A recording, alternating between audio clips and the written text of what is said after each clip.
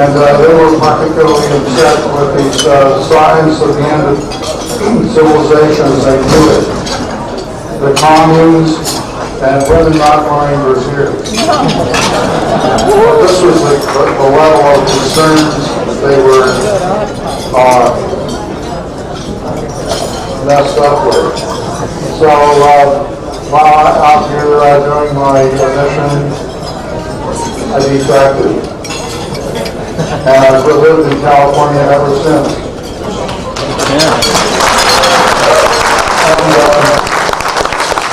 And the steering committee of Proposition 19.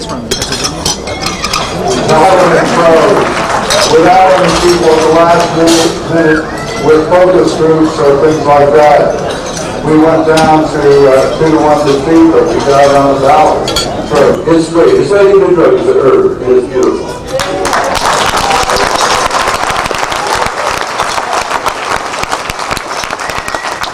I had a great point, but I can't remember what it was.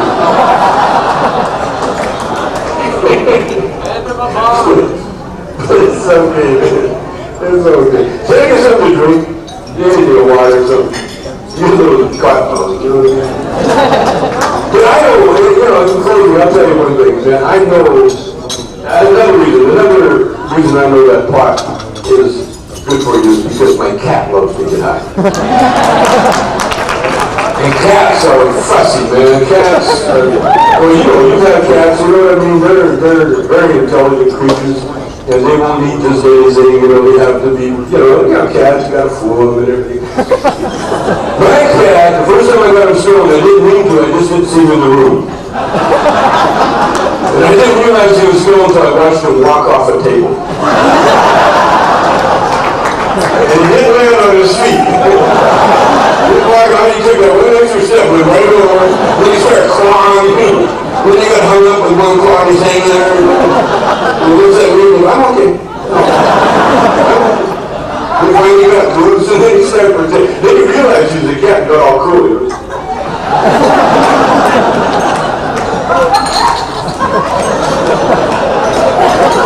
Well, he would have got away with it, except he got cotton mouth.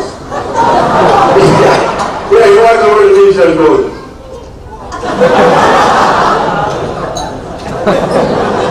I thought I was going deaf.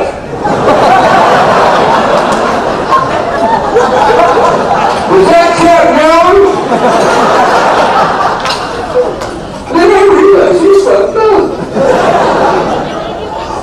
So I figured, boy, I better give him a little kitty drug test. So I showed him the curtains and he didn't stick. But he's so funny saying, wow, it's flying, man. Now, every time I want to call him from outside, I don't go kitty kitty, I just make it sound like a bomb.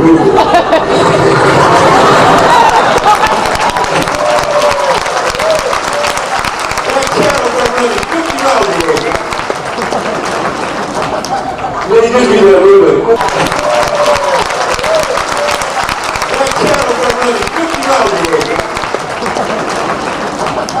Then he gives me that little bit. Quit fucking around. Learning and memory throughout life. Interestingly, most so-called drugs of abuse, including opiates, alcohol, nicotine, and cocaine, suppress the formation of new neurons in the brain. Marijuana, however, we've discovered, actually has the opposite effect. This was based on a paper published last fall by an international research team out of the University of Saskatchewan. What they did was they took rats and they administered them a synthetic cannabinoid known as HU210. They administered the rats that twice a day for 10 days. Then they waited 1 month after they did this, and they investigated. They looked at the hippocampus part of the brain, and what they found was, and I quote, and you can read it up there, we show that 1 month after chronic HU210 treatment, rats displayed increased newborn neurons in the hippocampus. And arguably, as importantly, they found no neuronal death following chronic HU210 treatment in adult rats. The illicit drug, his capacity to produce increased hippocampal newborn neurons is positively correlated with its anti-anxiety and antidepressant-like effects. Something fundamental. Nothing ever is quite as nice as being in the presence of a whole bunch of stoners. Something fundamentally different, and part of that is what I'm going to talk about now. So, I couldn't resist changing my presentation a little bit when I saw today's news. The FDA says no to medical marijuana. Agency says no, studies support the efficacy. You know, I'm a very conservative scientist. I'm not conservative in other ways, but scientifically I'm extremely conservative. And I'm very analytical about what's going on and very cautious about what I say. And what I want to talk to you about today is my very carefully derived conclusions over actually many, many years. I've been a cannabis consumer now for 42 years on an almost daily basis. And always proud of it. You know, and early on it always seemed to me that this was something so good. And as the science kept unfolding and I participated in it and learned about it, I was very happy to see the way it all unfolded. So I want to communicate with you today some of the ideas that I think allow us actually to not only understand how cannabis works and the various medical properties that it has and why it's so good for us, but actually to extend that. I'm going to focus more on the extensions a little here today than I did, for example, 2 weeks ago with the patients out of time. Also learning, and this is very critical here, the whole idea of learning, because what cannabinoids are very involved with are forgetting. But you know what? In order to learn something new, you often have to forget something old, because you got to reprogram, you know? If you learn that marijuana is bad, it's a dangerous killer drug. Well, if all the science that I talk about is real, and you read it, you've got to be able to throw away the old and learn the new, okay? And this is going to be very important to where I'm going. Levels of cannabinoids, people who have lower levels. Unavoidably true. It's like indisputable truth. You're going to have an average level, people are going to be above average, people are going to be below average, all right? Some people therefore are higher, some people therefore are lower, all right? The average state of the high in the population. Well, here we have a couple of, I would presume, potentially low cannabinoid people. They can't relearn, okay? And then you have people, you know, who are inventive, who are peaceful, who are loving, you know, these people probably had higher levels of cannabinoids. And what we are dealing with today is a genetic battle.